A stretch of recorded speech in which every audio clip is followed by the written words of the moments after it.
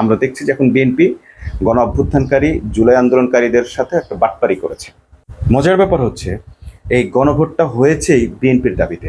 আজকে যিনি বলছেন এটি অবৈধ, সেই সালাউদ্দিন আহমেদ নিজেই গণভোটের অফারটা দিয়েছিলেন।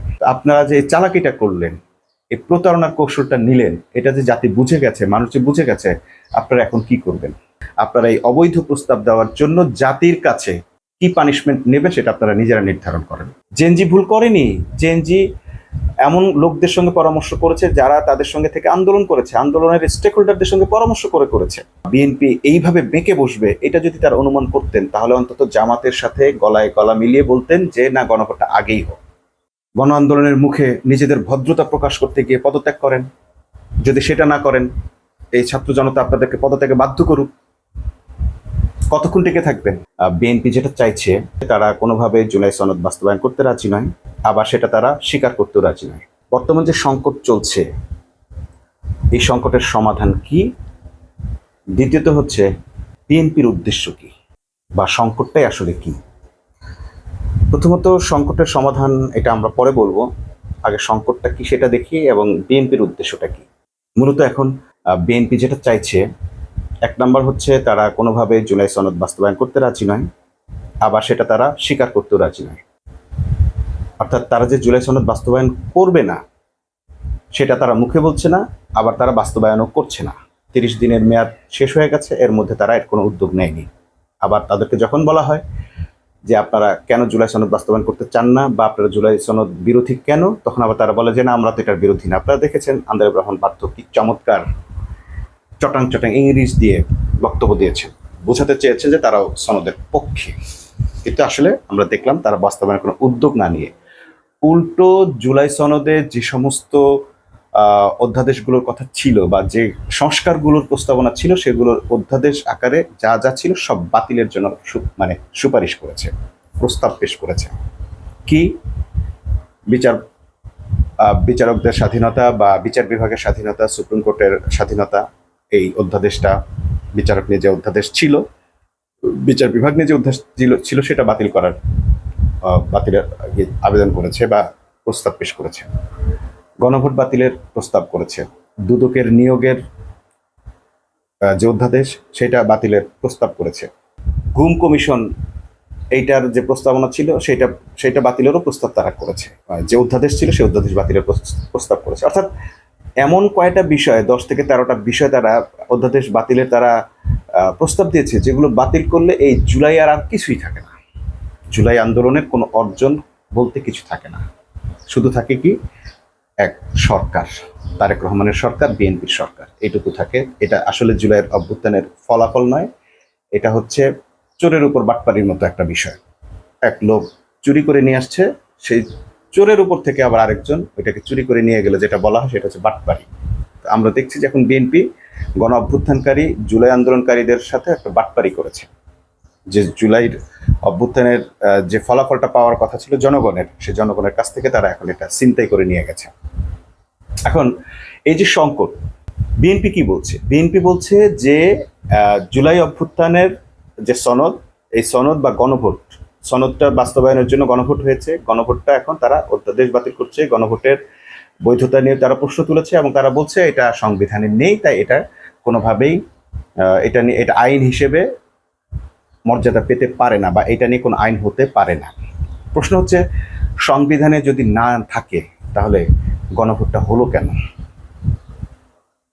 মজার ব্যাপার হচ্ছে এই গণভোটটা হয়েছেই বিএনপির দাবিতে। আজকে যিনি বলছেন এটি অবৈধ, এই গণভোট করার এখতিয়ার নেই, গণভোট করার আদেশ জারি করার এখতিয়ার রাষ্ট্রপতির নেই, সেই সালাউদ্দিন আহমেদ নিজেই গণভোটের অফারটা দিয়েছিলেন। তাহলে যেটা অবৈধ, সেই রকম একটি অবৈধ কাজ করার প্রস্তাব দিয়ে আপনি নিজে তো চরম সংবিধান লঙ্ঘন করেছেন, জোট চুরি করেছেন। এই অফারটা কেন আপনি তাহলে দিলেন?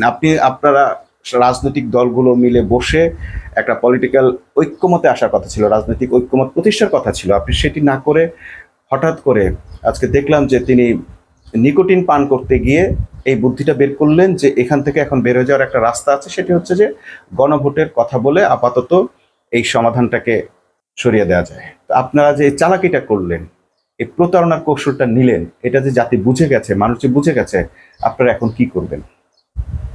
যে গণভোটের প্রস্তাব আপনি আনলেন সমাধান হিসেবে, আপনারা আনলেন, সেই গণভোটকেই আবার আপনারা অবৈধ বলছেন, এখতিয়ার নেই বলছেন। তাহলে কেন সেই প্রস্তাব আপনারা দিয়েছিলেন? আপনারা এই অবৈধ প্রস্তাব দেওয়ার জন্য জাতির কাছে কি পানিশমেন্ট নেবে সেটা আপনারা নিজেরা নির্ধারণ করেন, নাম্বার 1। নাম্বার 2 হচ্ছে, ধরেন সংবিধানে নেই, তাহলে এটা সমাধান কি? আমরা দেখছি আন্দালিব রহমান পার্থ, তারপরে বিএনপির যারা সংস্কার মানে জুলাই সনদ বাস্তবায়ন করতে চায় এরকম অনেক লোকই আছে, তারা আবার বলছে যে আসলে খুব ভুল হয়ে গেছে, তখনই যদি বিপ্লবী সরকার গঠন করা হতো, তখনই সংবিধানটাকে ছুঁড়ে ফেলা হতো, তাহলে আর কোনো সমস্যা থাকতো না, তাহলে আজকে আর এই ঝামেলাগুলো হতো না।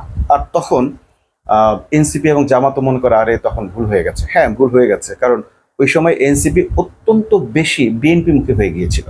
এনসিপির যে ছাত্র নেতাদেরকে এখন দেখছেন, তারা মানে অযাচিতভাবেই তারেক রহমানের সঙ্গে আলাপটা করেন।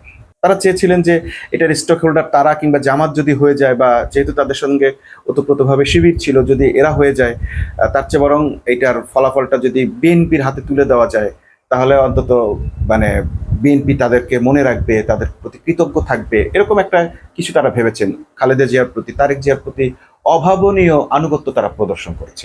এবং বিপ্লবী সরকার বা জাতীয় সরকার যাই বলি না কেন, কিছুই হয়নি শুধুমাত্র তারেক রহমানের কারণে। এবং তারেক রহমানের কাছে এই বিপ্লবের ফলাফল নিয়েই গেছেন, সারেন্ডারই করেছেন এনসিপির ছাত্র নেতারা, যারা এখন এনসিপি গঠন করেছেন তারা। যাই হোক, তাদের একটা সদিচ্ছা ছিল যে বাংলাদেশের একটি বৃহৎ দল, জনপ্রিয় দল, তারা এখানে থাকলে তাদের অভ্যুত্থান সার্থক হবে। আমি তাদের এই কাজটিকে ভুল মনে করি না, কারণ হচ্ছে যে তারা তো আর বিএনপিকে এভাবে চেনে নাই। তাদের যে বয়স, তারা এই 17 বছরে বিএনপিকে শুধু মজলুম হতে দেখেছে।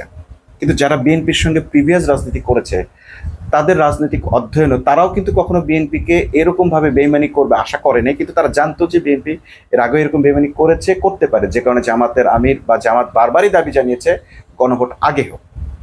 কিন্তু দীর্ঘ 17 বছর তারা মজলুম হওয়ার পরে তারা অনেকটাই, তারাও কিন্তু বিএনপিকে বিশ্বাস করেছিল। তারাও কিন্তু মানে তারেক রহমানের প্রতি যে এই এনসিপির বা ছাত্র নেতাদের এই আনুগত্য, এটাতে তারা খুব বেশি সাই ফিল করে নাই বা কুণ্ঠাবোধ করে নাই। তারাও বেগম জিয়ার প্রতি অনেক বেশি সহমর্মিতা দেখিয়েছেন, শ্রদ্ধা দেখিয়েছেন, নিজেদের এক প্রকার আনুগত্যও দেখিয়েছেন, এবং তারেক রহমানের প্রতি যথার্থ সম্মানও তারা প্রদর্শন করেছেন। কিন্তু তারা ভেতরে ভেতরে এটাও বুঝতে পারতেন বলেই ডাক্তার শফিকুর রহমানই প্রথম বলেছেন যে এক ফ্যাসিবাদ থেকে, কবল থেকে মুক্ত হয়ে আমরা আরেক ফ্যাসিবাদের হাতে রাষ্ট্র ক্ষমতা তুলে দিতে পারি না। তো যাই হোক, তো এটাও যে ফ্যাসিবাদ হতে পারে সেটা তারা জানতেন।